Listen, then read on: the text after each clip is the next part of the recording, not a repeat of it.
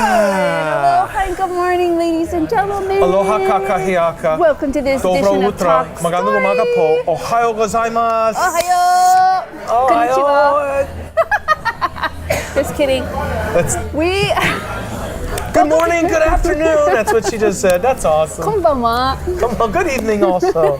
Might as well get it all in there. Oh, hui ho. You never know what part of the country or That's the true. world these people Never thought maybe- about that. Yes.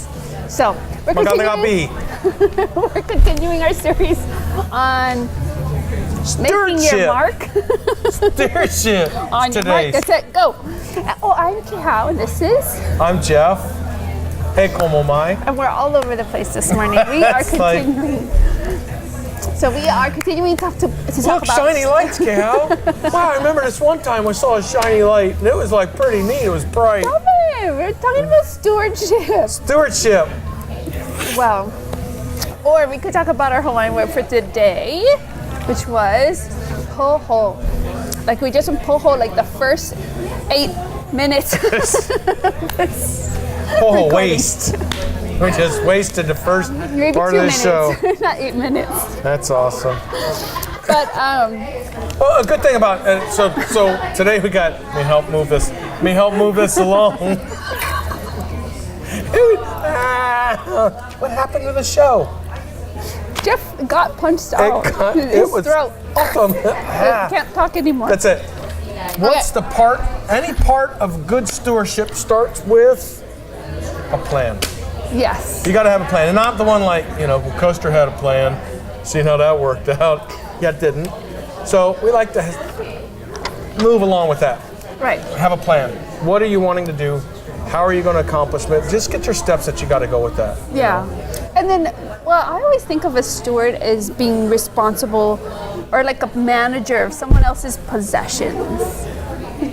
I mean, because in reality, what we have is what God gave us. Right. So when we say being a good steward, are you being a good steward of what God gave you? What God's put Yeah. in your care. Yeah. That's Someone who's being faithful. There's a lot of good Bible verses that actually talk about that. With the coins and stuff like that and everything. But Yeah. I think Proverbs 21:5 it says the plans of the diligent lead to profit as surely as haste leads to poverty. So by having a plan and being diligent in what you do, be set in your ways and look what you're going to research what you're going to do before you just haste leads to poverty. Dude, that'd be awesome. Let's spend $700 and get this plan, and I can make $7,000. Right. And then you lost $700, and you're like, but I thought, did you research that? No. Well, I mean, it sounded good. Yeah.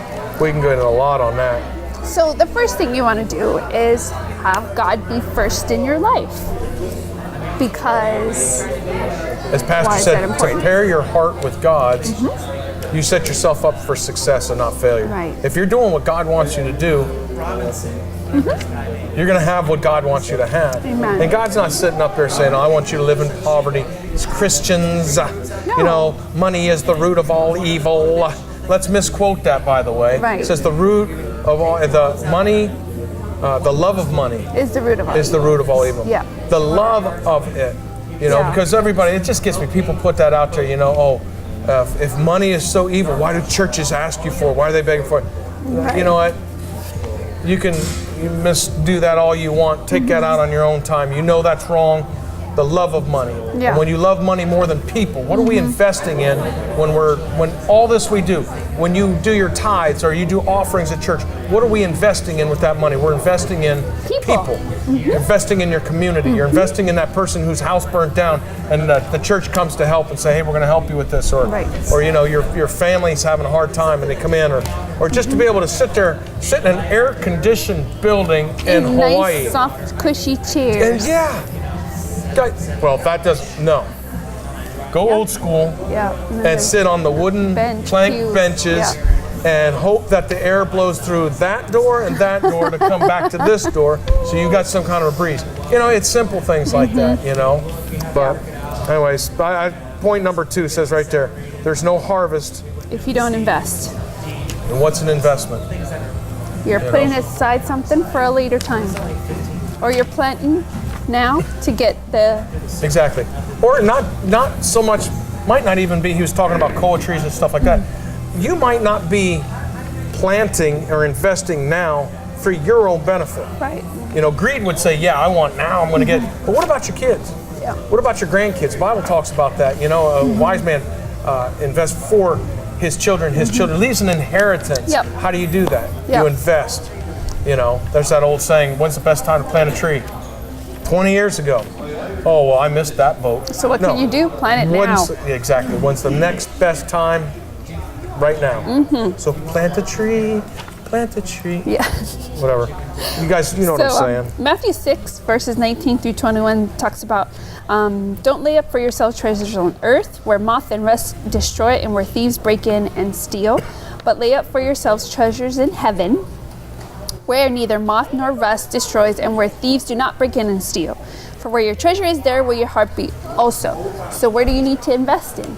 And we're talking Peoples. about investing in people. Peoples. Because in reality, everything that you have, we leave it all behind. You can't take anything with you, you know? So, in the end, everything will be destroyed. So, you reap what you sow. If you're sowing into people's lives, you're going to reap good lives around you, which is going to in turn reap. It does reap benefits back to you. Yeah. Because right now you may be sitting high on the hog. You're at the top of the mountain. But you know what? Things happen. And all these people that you're investing in, you know, no, man, I just want to bless you guys. I just want to bless you. I want to bless you. And you're investing in them. And, you know, wow, why do you do that? Well, because of Jesus. That's who I'm showing you and investing in you because of Jesus. And then all of a sudden something happens. And you're from the top of that mountain into the valley. And it's like, I've got nothing and everything. And all of a sudden what happens? All these people you invested in, they come back in and say, man, and help you I out. remember you helping me when I was low, you know, and you know, he was loving on me when I lost, you know, my family member or something. And now you lost yours, man. Let me be here for you. And I know what it was like, or, you know, whatever, you know, oh man, you lost your job. Hey, you know what, Kehau? We've got a better job than the one you had. Amen. And it works through that, and you keep going through, even through your tough time, you keep investing in people, and that makes a huge thing, because when you look at like Galatians 6:7, do not be deceived, God cannot be mocked, a man reap what he sows. So be purposeful in what you plant. You know, you're not going to walk around and just, I'm going to go, this guy is so careless with everything he does, I'm just going to give him money and let him get that thing on TV that sounds really good. Or, you know, the prince called him and said he wants to give him, you know, $1 million US. So all it takes is you know, $1,000 to open the account that he can put it into, because it's got to be an international account. Send it. No, don't be deceived.